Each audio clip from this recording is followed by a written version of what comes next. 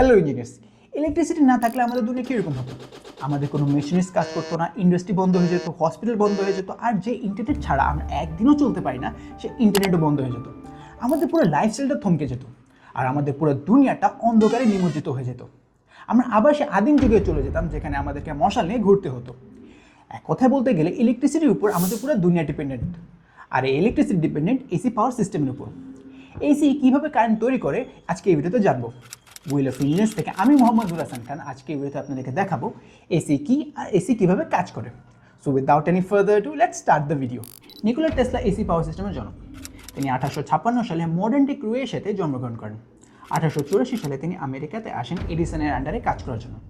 Edison সেই সময় DC power সিস্টেমের জন্য ফেমাস ছিলেন, কিন্তু টেসলা ডিসি পাওয়ার সিস্টেমে অনেকগুলো ফ্ল দেখতে পান, অনেক লিমিটেশন দেখতে পান। তাই তিনি এডিসনের কোম্পানি ছেড়ে নিজে এসি পাওয়ার সিস্টেম তৈরি করার চেষ্টা করেন, কিন্তু সেই সময় তার কাছে কোনো টাকা ছিল না। কিন্তু ফাইনালি 1886 সালে তিনি তার প্রথম কোম্পানি টেসলা ইলেকট্রিক কোম্পানি তৈরি করেন, আর 1887 সালে এসি ইন্ডাকশন মোটর তৈরি করেন। সেই সময় ওয়েস্টিং হাউস আমার ভদ্রলোক তাকে $60,000 আর রয়্যালটির একটা অফার করেন, যেটা টেসলা পরে গিয়ে অ্যাকসেপ্ট করেন। ওয়েস্টিং হাউস আর টেসলা দুজন মিলে এসি পাওয়ার সিস্টেম তৈরি করেন, যেটার মধ্যে ছিল ট্রান্সফর্মার, মোটর আর জেনারেটর। 1895 সালে পাওয়ার প্ল্যান্টে এসি সিস্টেম ইউজ করা হয়, যেটা টেসলার এসিকে সুপিরিয়র প্রমাণ করে দেয়। একটা নর্মাল সার্কিটে ব্যাটারি ইউজ করে ডিসি কারেন্ট তৈরি করা সম্ভব, কিন্তু সেটা বাসা বাড়িতে পাঠানো যায় না।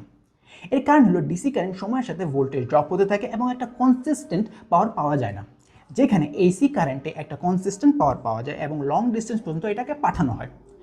এই জন্য আমরা আমাদের বাসা বাড়িতে এবং ইন্ডাস্ট্রিতে ডিসি কারেন্টের জায়গায় এসি কারেন্ট ইউজ করে থাকি। এসি ইলেকট্রোম্যাগনেটিক ইন্ডাকশনের মাধ্যমে কারেন্ট তৈরি করে। একটা ওয়্যারের ভিতরে যখন কারেন্ট ফ্লো করানো হয় তখন তার ভিতরে ম্যাগনেটিক ফিল্ড তৈরি হয়। সে ওয়্যারকে কয়েলের মতো প্যাঁচালে তার ম্যাগনেটিক ফিল্ড আরও স্ট্রং হয়ে যায়। কারেন্ট জেনারেট করার জন্য যে ম্যাগনেট ইউজ করা হয় তার দুইটা প্রান্ত থাকে, নর্থ পোল আর সাউথ পোল, অর্থাৎ উত্তর মেরু আর দক্ষিণ মেরু। কয়েলের ভিতরে যখন ম্যাগনেটকে প্রবেশ করানো হয় তখন সেখানে কারেন্ট তৈরি হয়, কিন্তু এখানে একটা কন্ডিশন হলো ম্যাগনেটকে স্থির রাখা যাবে না। কয়েলের ভিতরে ম্যাগনেটকে কনস্ট্যান্টলি ঘোরাতে হবে এবং এত জোরে ঘোরাতে হবে যেন এটার ভিতরে একটা ইলেকট্রোমোটিভ ফোর্স তৈরি হয়, যেটা কারেন্টকে ফ্লো করতে বাধ্য করে। সেই কারেন্টের ফ্লোটা অনেকটা ঢেউয়ের মতো হবে, যেটাকে আমরা সাইনোসয়েডাল ওয়েভ বলি। এই জন্য এসিকে অল্টারনেটিং কারেন্ট বলা হয়। এখানে অল্টারনেটিংয়ের মানে হলো সময়ের সাথে ভোল্টেজ আর কারেন্টের দিক আর পরিমাণের পরিবর্তন। আমরা আমাদের বাসা বাড়িতে এবং ইন্ডাস্ট্রিতে 3 ফেজ এসি সিস্টেম ইউজ করে থাকি, কিন্তু এখন কোয়েশ্চেন হলো কেন আমরা 2 ফেজ বা 4 ফেজ ইউজ করি না। প্রথমে আমরা জেনে রাখি, ফেজ বলতে এখানে কয়েলকে বোঝানো হয়েছে। যতটা কয়েল হবে ততটা ফেজ হবে। একটা 3 ফেজ সিস্টেমে একটা ম্যাগনেটের চারপাশে 120 ডিগ্রি অ্যাঙ্গেলে 3টা কয়েল লাগানো থাকে। এর কারণে আমরা একটা স্টেবল পিক ভোল্টেজ এবং পিক কারেন্ট পেতে পারি। যখন কোনো কয়েলে লো ভোল্টেজ এবং লো কারেন্ট থাকে তখন আরেকটা কয়েলে হাই ভোল্টেজ এবং হাই কারেন্ট থাকে, যার কারণে একটা স্টেবল পাওয়ার পাওয়া যায়।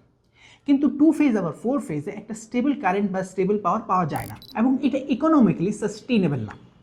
3 ফেজ সিস্টেমে 120 ডিগ্রি অ্যাঙ্গেলে কয়েলগুলো লাগানো হয়েছে, কিন্তু 2 ফেজ সিস্টেমে 180 ডিগ্রি আর 4 ফেজ সিস্টেমে 90 ডিগ্রি করে কয়েলগুলো লাগানো থাকে, যার কারণে এখানে ইফেক্টিভলি এবং এফিশিয়েন্টলি কারেন্টগুলো পাওয়া যায় না। তাই আমরা আমাদের বাসা বাড়িতে ইকোনমিক্সের জন্য এবং এফিসিয়েন্সির জন্য আমরা 3 ফেজ এসি সিস্টেম ইউজ করে থাকি। এসি কারেন্ট আজকে সব জায়গায় ইউজ করা হয়।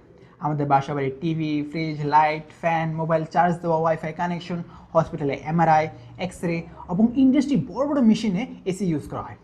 তাই আমরা বলতে পারি এসি আমাদের জন্য একটা ব্লেসিং। আজকের ভিডিও এ পর্যন্তই। ট্রিপল নিয়ে এরকম কন্টেন্ট দেখতে হুইল অফ ইঞ্জিনিয়ার্সকে ফলো করুন এবং আমাদের পাশে থাকুন। থ্যাংক ইউ অ্যান্ড আল্লাহ হাফেজ ট্রিপল ইঞ্জিনিয়ার।